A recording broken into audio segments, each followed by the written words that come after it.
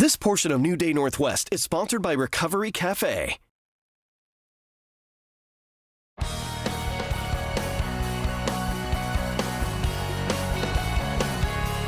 So March is National Problem Gambling Awareness Month. Over the next several weeks, King 5, in partnership with Seattle's Recovery Cafe and Evergreen Council on Problem Gambling, are looking into different aspects of how problem gambling affect our community. Here with more are Tana Russell with the Evergreen Council on Problem Gambling and certified problem gambling counselor Brad Galvin. Welcome to both of you. Thank you. Thank you. So this is one of those kind of addiction behavior problems we don't really spend much time thinking about. Why is that? It's underattended to. It's very underattended to. Yeah. That's something we work every day to do because it's very, very common. It's hidden.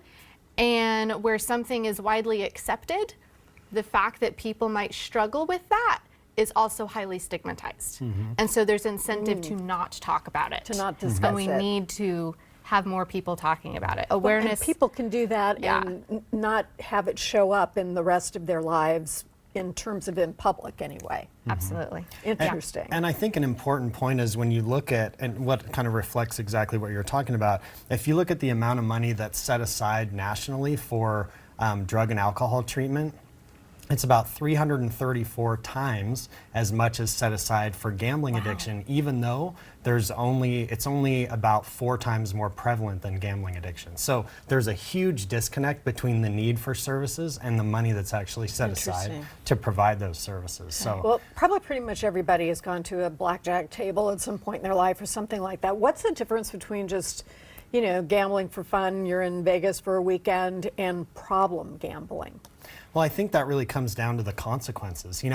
Someone could spend $10,000, but if they're a millionaire, they go in, it doesn't have a negative effect on their social life, it doesn't negatively affect their finances, they're good to go. But for someone else, they might spend $20, and that was money for diapers for their family. So they could have a problem with gambling, and someone say like Michael Jordan could go and spend $1 million, and he's good to go. No problem. So, but in terms of the impact, I'm wondering what the compulsion is, what is behind some of the behavior. Help me to understand what causes people to do this. Gambling acts in the brain very, very similar as substances do. Even though I'm not ingesting anything, it's releasing dopamine in my brain that tells me, this is fun, do it again. Do it again, do it again, do it again. No matter what, just keep going. Right, and eventually, for some, it's just entertainment. That's all it ever is, and that's fine. It's recreational, social, that's great. But for other people, it can develop into a problem when their brain actually gets rewired. There are brain changes. We can see these brain changes. That's amazing. We can observe these brain changes. Through treatment, they experience recovery in this, and they start feeling more control and memory and cognitive functioning and learning and overall control of their life and well-being. So it reminds me a little bit of the stabilization. addiction to shopping, where you're excited about the purchase and you don't even want whatever it is that you're buying. Right. So Yes. if you were looking across the landscape of your life and you were looking for signs of this and people around you in an effort to help, what would you be looking for? well, the biggest one is time. So it's time away, because often, this can be a really hidden addiction. So you're not seeing the hangover. There's nothing that may be obvious in terms of a hangover. So it's often much more subtle. And I think that's why it gets ignored nationally and locally. And that's why it's so important for us to really be focusing on this. But I think there are a lot of aspects that Right. Yeah, maybe it not has financial impacts, relationship impacts. Sure. It can affect sleep, mood, anxiety, depression. It can have problems in every area of a person's life. And just because they might be able to afford what they're spending doesn't mean it can't be a problem, because it can still cause problems emotionally and physically other and ways. relationally. Right. Yeah. And I think what's important is it has the highest suicide rate of any addictive disorder. Really? Are you 1 kidding? in 4 Highest. people who are diagnosed with gambling disorder actually attempt suicide. So they don't think about suicide. They don't think about it and have a plan. They actually do the thing to kill Wow. themselves. So if I'm sitting in one of my treatment groups and there are 12 people in there, I know at least 3 of them have tried to kill themselves. So that, I think, is the one most important is- piece to say, yeah. we really need to take this seriously, because people are dying as a result We of this. consider all of this, be it outreach, awareness, prevention, treatment, all of it to be life-saving efforts. Take it seriously. Absolutely I've never life-saving. heard that. Do we know why? What's different about this group? Well, I often open that to my groups and I ask, so why do you think this is? And you think about it, well, you can not only lose the money that you have, but you can lose money that you don't have. Yes. It's not like a hangover and you wake up and you're kind of like, okay, well, I went on a bender, but I'm okay now. Yeah. You're out money. You might have spent your whole kid's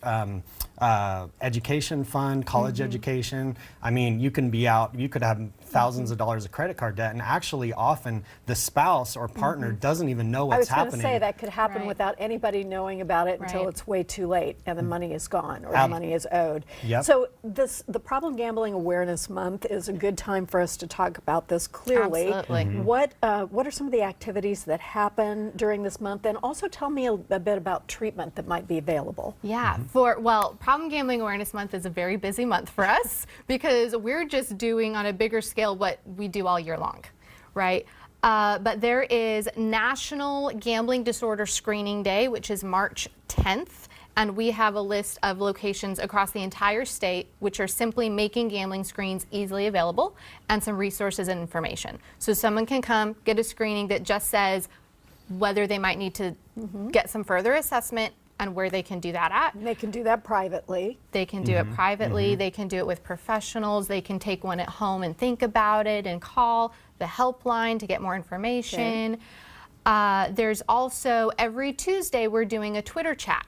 And each Tuesday, a different topic about problem gambling and having different experts come in where it becomes a global discussion Good. of these Good. issues and where to find help, etc. Just getting it out there. Yeah. What are the treatment options? So really, there are a number of them. I mean, there is inpatient treatment available, and through Evergreen Council on Problem Gambling, they help to send people and help to fund them to go to treatment. There's a lot of outpatient treatment that's It's available. much more outpatient. And a lot of tribes have their own programs, and some are tribal only, but some offer services for tribal and non-tribal members. So tribes are a really important component because they do give a lot of money towards addressing Services. yes, addressing gambling addiction. So Thank you both. I private learned a practice lot. as well. I learned a lot today. Appreciate it. We'll Thank talk you. more. Thank you so much. Appreciate it. Remember, the Washington State Problem Gambling Helpline is available by call or text 24/7. That number is on your screen right now.